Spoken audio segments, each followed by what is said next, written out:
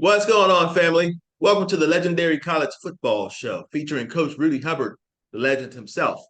I'm his son, Dr. Sean, here. We like to get together throughout the week and talk about what's going on in the world, how we're doing in it, and we always talk college football.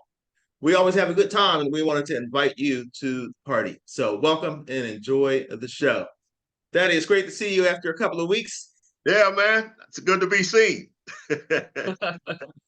How about it? So many things are happening so fast, and there's been a lot of drama that I don't even think we got a chance to talk about. Ohio State having hired two offensive coordinators over just a short span of days. What is going on over there? Well, it's been exciting. I tell you, they ended up in a good place though, because I was a little bit worried about the first hire. He's a good guy, got a lot of knowledge, and he's tough.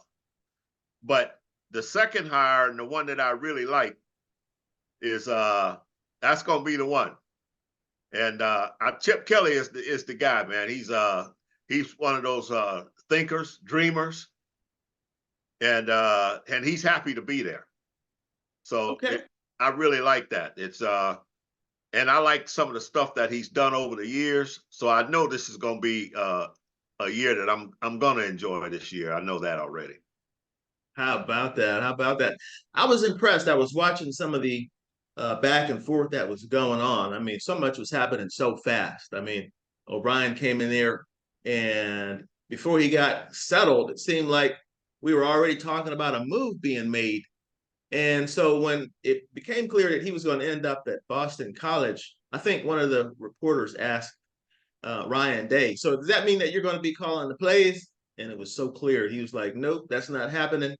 There must be something going on with the relationship between Ryan Day and Chip Kelly that everything happened so fast. Did you follow that? Well, yeah, they keep up with each other all during the year anyway, and I think Ryan Day has relied on Chip Kelly's expertise through the years. Anyway, and I think they just talk a lot. I think they seem to enjoy each other's company, and but I think Chip Kelly was really wanting to get a pro job. He really wanted to not have to think about recruiting or being a head coach, going out uh, trying to get people to donate money all the time. He didn't want to even think about some of that stuff that he was going to have to do. And especially when he found out that UCLA didn't have much money to get. So I think Ryan Day was waiting on Chip Kelly to find out if he was going to have an offer in the pros. And I think right while O'Brien was making a move, Chip Kelly found out that he didn't have any opportunities to go pro. And so that's what made it so smooth and so quick. Wow. I heard somebody say recently that between O'Brien and Chip Kelly, there aren't many cats like that who are out there who can come up with schemes and have the same expertise. Is that the way you follow it also?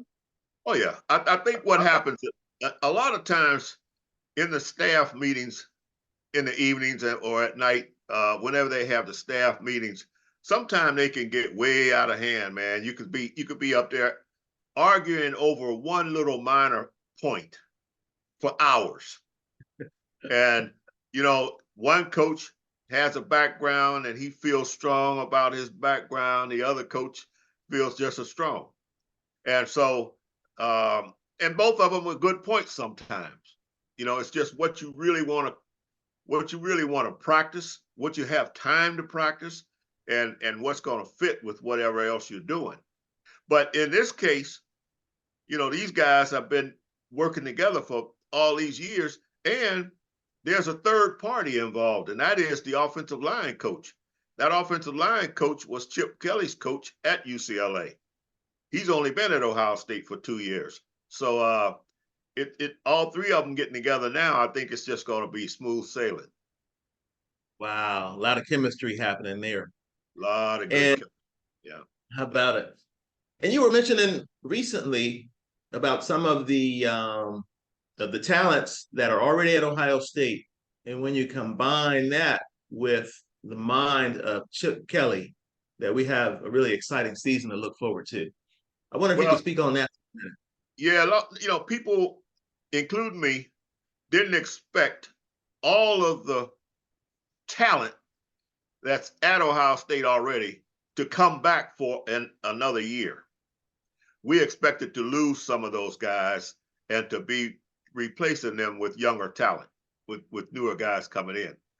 What we ended up is we ended up getting all those guys coming back. They had a big powwow. They talked it through. They decided they were on a mission and they wanted to come back all together. And now the only question was whether these guys put themselves in a position maybe to be injured.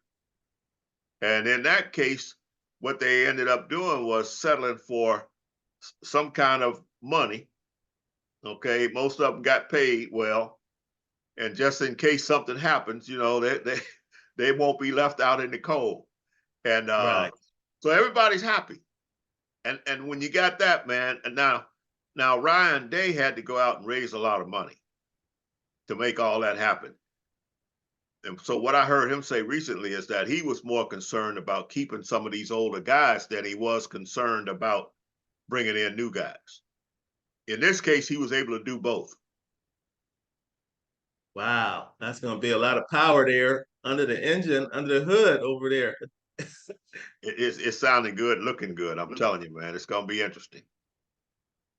So we got some interesting quarterback action happening. I know we got Travion Henderson and Judkins coming in the backfield. They're already there. And but what about that offensive line? I hear people a little bit concerned there.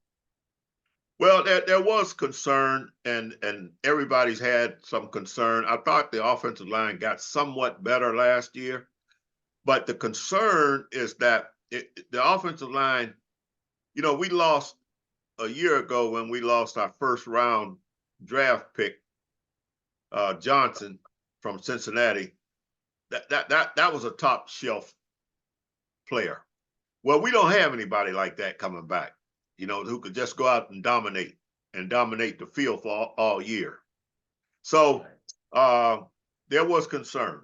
I thought they blocked better, but it wasn't the kind of domination that you really want to have at Ohio State. Well, what's happened is with Chip Kelly, he's come in with all of these ideas and he's doing a lot of RPOs. He's reading. Sometimes he's not even blocking the defensive linemen, and he just reads them. And so when he does that, he ends up with an extra blocker.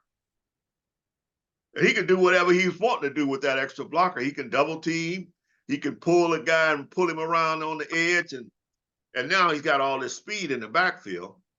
And then he's got them out there running around with extra blockers in front of them. That's what's going to be created. And that's going to eliminate the concern that everybody's had for inadequate offensive line play.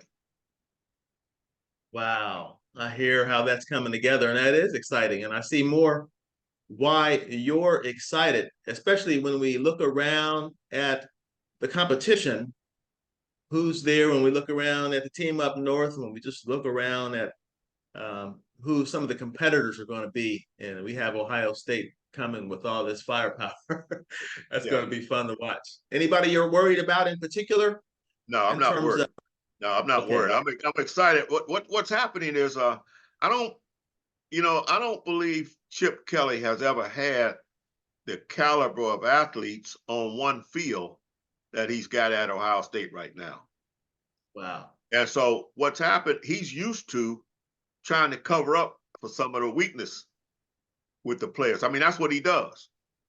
He's done that. And so now he won't have to do that, but he will be able to do that because that's what he likes to do.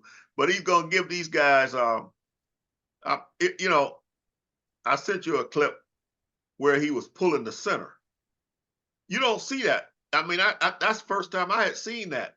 where he just didn't even the nose guard lined up over the center. They didn't even block him, and Wow. so they pull the center.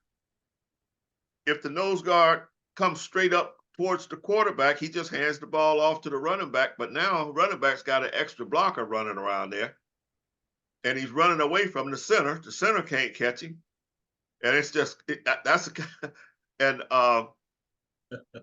and so what Kelly's done is he's created a way where he could do that to either side, going to the field or to the boundary side, and it's just I mean when you're on defense and you're trying to stop that kind of thing, man, you don't know what this guy's going to do because you don't see that very often.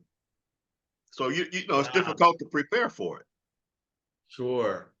So he has an interesting and very unique, it sounds like, way of creating advantages that are hard for defenses to react to effectively. Over the years, he's had times where the defense has been able to create problems for him. Okay, what he does is he has found ways now to eliminate those problems, and and he's done it all across the board. Okay. So it's.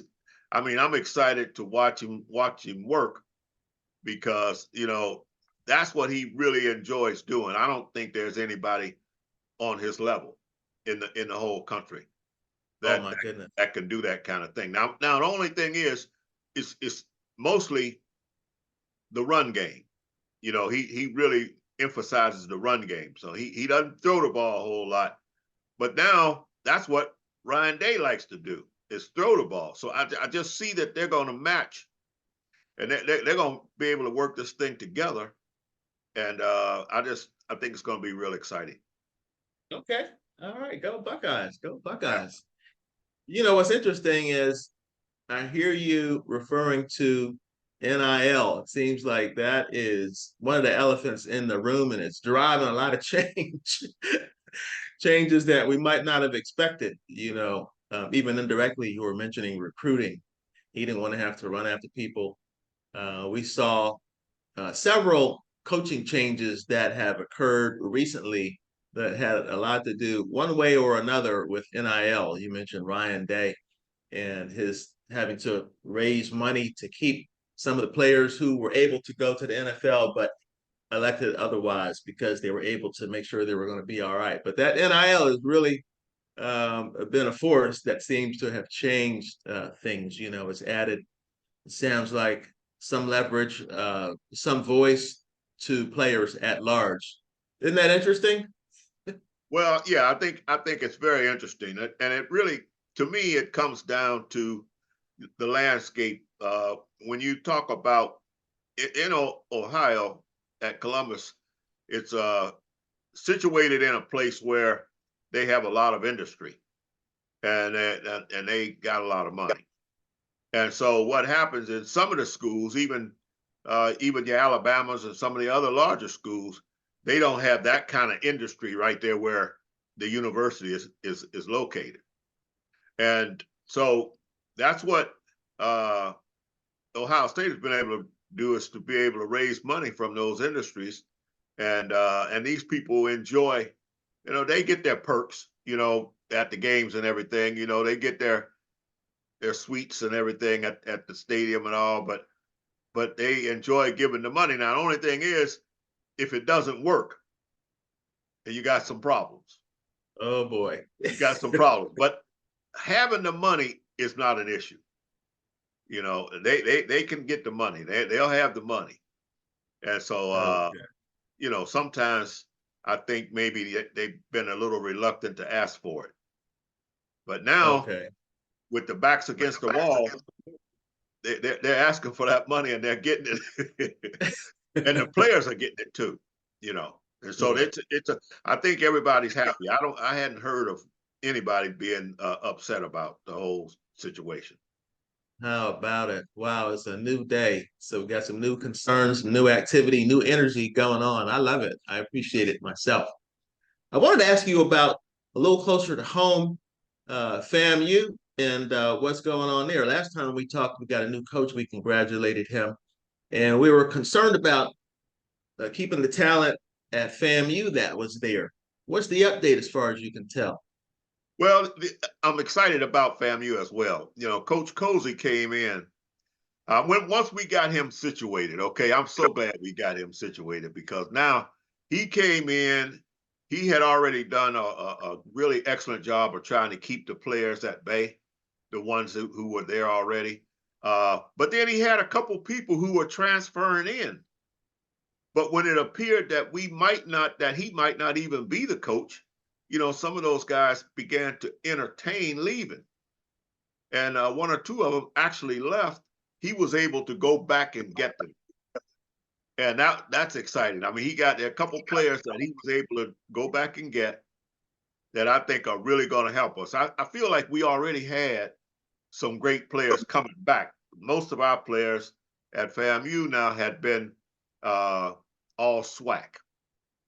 We had a good number make all SWAC last year. And so we got a good nucleus coming back. So now you come in, you got the coach knows the players know the coaches, everybody's happy with that situation. And now it's just a matter of going to work.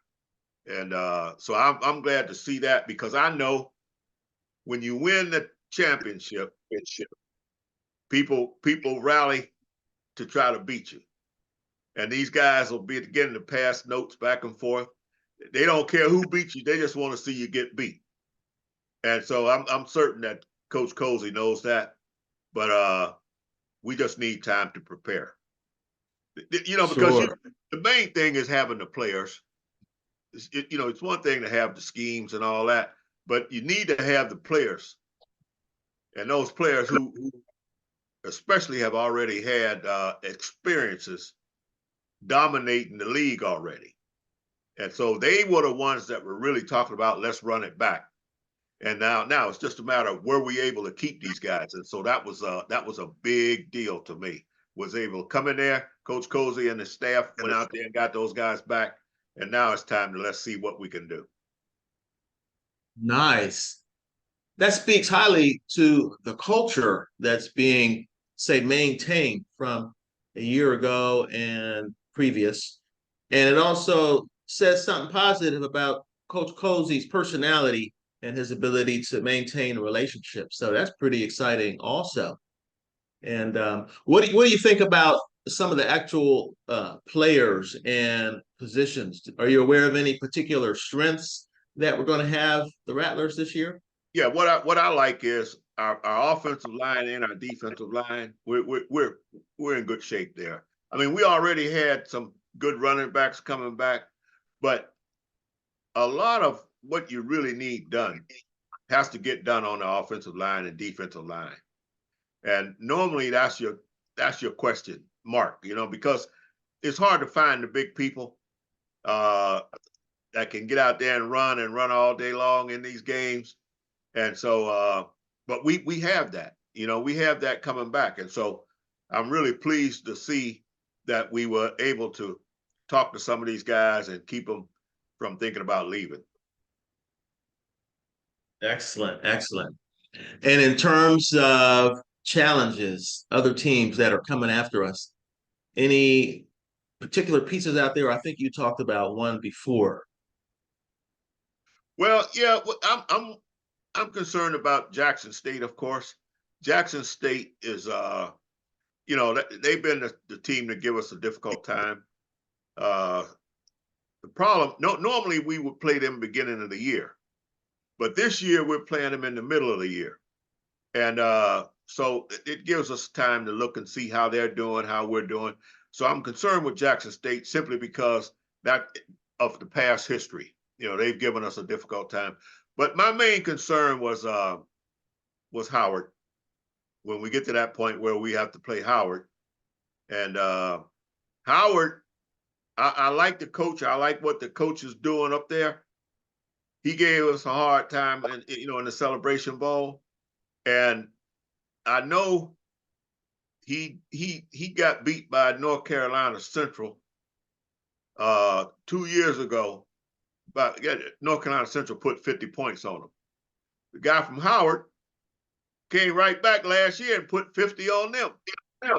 And so he's got that kind of, he doesn't go to bed at night and just say, okay, you beat me and let it go.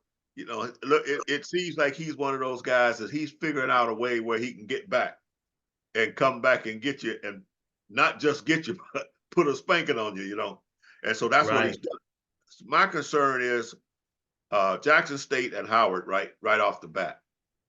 But then the other one, if you know, if we're able to win the SWAC, then we had a change at South Carolina State in the MEAC, and so the coach at South Carolina State now went undefeated last year, and before he took the job at South Carolina State. So I would be a little bit concerned about him. We'll just have to see how that works out. Sure, sure. Okay. All right. We'll keep an eye on that. And I also wanted to ask you close to home, how is FSU doing? The way we ended off the year with FSU, it was a little bit of a sad story. Of course, they were not able to make the playoffs, and then several players didn't want to play in the bowl game. And it sounds like they had some transfers out. It sounded like things were not going well.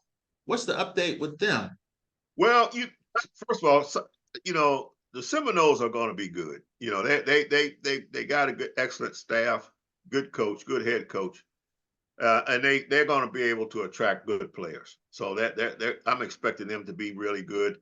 It is sad what happened to them towards the end, the collapse that they had towards the end, and it started with their quarterback.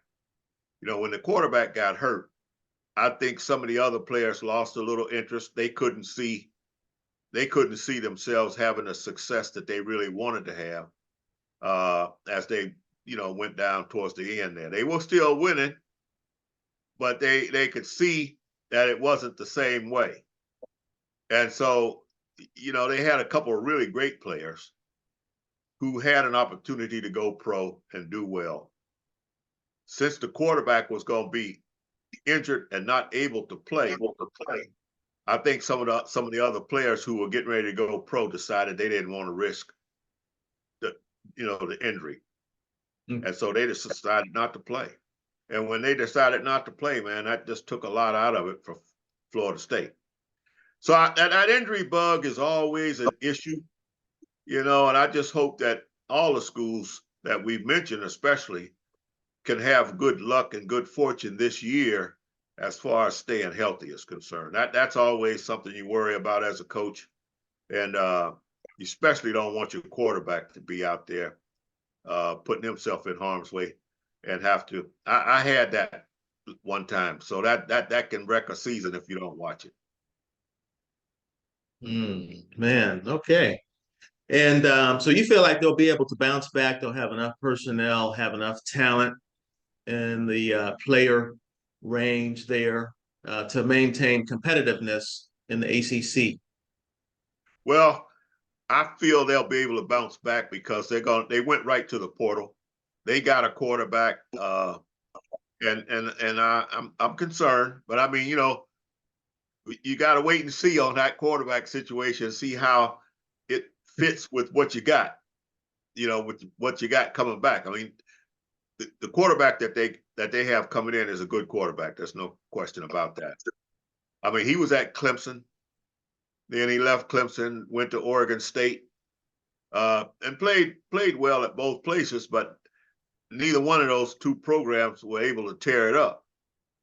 And so now he's going to be the quarterback at the Seminoles. So you have to wait and see. He hasn't proven that he can just tear it up yet. Right. That's just my opinion. But I'll be watching them, of course, with them being another local team, you know. Sure, sure, of course. Excellent. Well, that'll be exciting, and that will be fun to watch. And we've been following him over the past couple of years, so DJU. And so he's got some experiences under his belt. He's an athlete, and hopefully we'll be able to get some people around him to support. Yeah, well, I hear you got some nice things going on. You have some plans for developing a show that will be perhaps more educational, more entertaining, and help bring people along a little more. I wanted to hear what your thoughts are. Yeah, you know what I wanted to do. We've been talking a lot, and I've been watching some of the other young men with their programs and podcasts and so forth, and I think it's all interesting to me. You know, this is something that I think I know a little bit about. So what I would like to do is to move it more towards a coaching podcast. We've been dealing with it, and it's been fun when I can ever sit down here and talk with my son at the same time. I've enjoyed that. But eventually, what I want to do is get to a point where I'm dealing with it from a coach's point of view. And when I'm doing that, I want to be able to show the fans. Our athletic director, Miss Dawn Sykes, she treated me really, really well last year and invited me to her box the whole season with the home games. And what I was able to do is I was able to watch to see how the fans reacted to the games. A lot of them are hollering and yelling, but I know they don't really know what's going on. I would like to bring a little bit more to the table and diagram a few plays, show a few live plays in my podcast. And so that's what I'm trying to get lined up to do.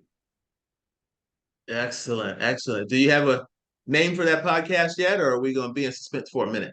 Yeah, let's keep it in suspense for a minute because you know I want to make sure that I'm not out here just talking. You know, I want to line it up first, and then maybe have another dry run with it, and see how it looks and everything before I attach everything to it. You know, I really want to. I'm getting excited about it, and you know, so I'm looking around to see what other people are doing, and I was just looking yesterday trying to decide, do I want to introduce myself with some music or not, you know? And I went and looked at Joel Klatt, and I looked at RJ Young and those guys. None of them had music. So I decided I won't have music because, you know, we're all running for time. And what I want to be able to do is I really want to be able to educate the public. Awesome, awesome. Well, I'll be definitely here for that, and looking forward to what I can learn. Well, excellent. Well, we'll keep our eyes open, and also I want to say to our friends and family that are watching, keep your eyes on this spot because whatever my dad's doing, I'm pretty close behind, and so we're going to keep you up to date on that, where to follow, where to link up, and everything. We've enjoyed having you, and we look forward to joining you perhaps next week. Keep your eyes open. We're always talking, we're always sharing, and having a good time here, and we try to share that with you. Thanks for jumping on. Have a great beginning of the week. And until then, keep winning, guys. Daddy, talk to you in a bit. All right, good deal.